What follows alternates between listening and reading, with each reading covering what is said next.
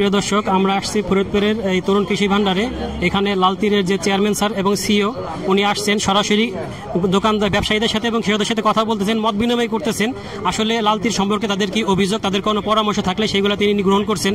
আসলে অন্যান্য বড় বড় বীজ কোম্পানি আছে, তাদের কাছ থেকে এই ধরনের আমরা কিছু দেখি নাই, কিন্তু এই স্যারের কাছ থেকে দেখতেছি তিনি এই বয়সেও এবং চেষ্টা করতেছেন সারা দেশে ঘুরে ঘুরে ঘুরে ঘুরে সবার কাছ থেকে মতামত নেওয়ার জন্য লাল তীর সম্পর্কে তাদের কোনো মতামত আছে কিনা, এবং স্যারের যে মতামত সেটা আমরা আপনার সামনে তুলে ধরবো।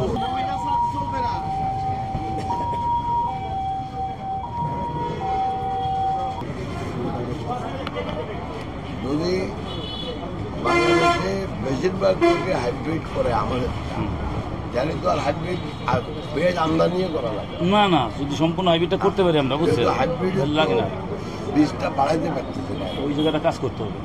এখন সাউথ আফ্রিকাও চেষ্টা করতেছে, এখন পেরিও চেষ্টা করতেছে, আমাদের এখানে যেটা হয় না। এখন আমরা এখান থেকে তো খালি কোনো রকম ওই যে ওই প্যারেন্ট সিটটা বাড়াই। এলাকার অভিযোগ স্যার, ওরা পর্যাপ্ত বীজ পাইতেছেন। আজকে আমরা কয়েকটা দোকান ভিজিট করছি, না বলতেছে বীজ শেষ হয়ে গেছে।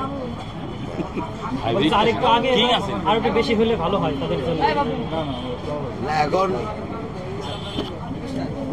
যদি আমরা যথাসময়ে বীজটা দিতে পারতাম, আর যদি আমরা যে বীজ চাচ্ছে সেটা দিতে পারতাম, তাহলে তো আমাদেরও ব্যবসা ভালো হয়। কিন্তু যদি আপনি বাংলাদেশের যে আমাদের যে আবহাওয়া, এই আবহাওয়াতে তো যে উন্নত মানের বীজ লাগে সেটা বাংলাদেশে হয় না। যার জন্য বাংলাদেশের কৃষকেরা এই বিভিন্ন ধরনের বীজ চাষ করাতে আমরা প্রতি বছরে পেঁয়াজ বেশি আমদানি করতে হতেছে।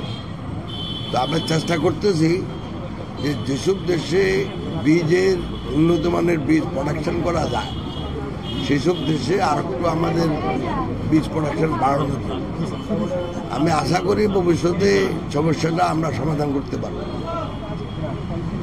এখন বাজারে গেলে যে এক নামে সব লাল তীর, যে যত বীজ আমরা জিজ্ঞেস করি যে কোন পেঁয়াজ, এটা সবাই বুঝে না বুঝে সব লাল তীর বলে পেঁয়াজ খেয়েছি।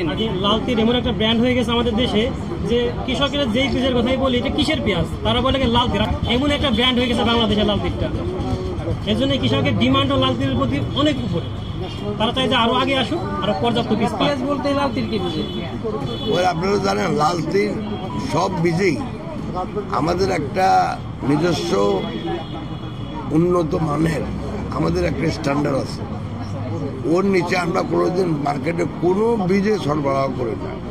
আমাদের তরুণরা বলতে পারবে যে আমরা আমাদের লস হইলেও আমরা ওই বীজ কোনোদিন বিক্রি করি না, যদি আমরা দেখি যে বীজের মান যথাযথভাবে উন্নত না।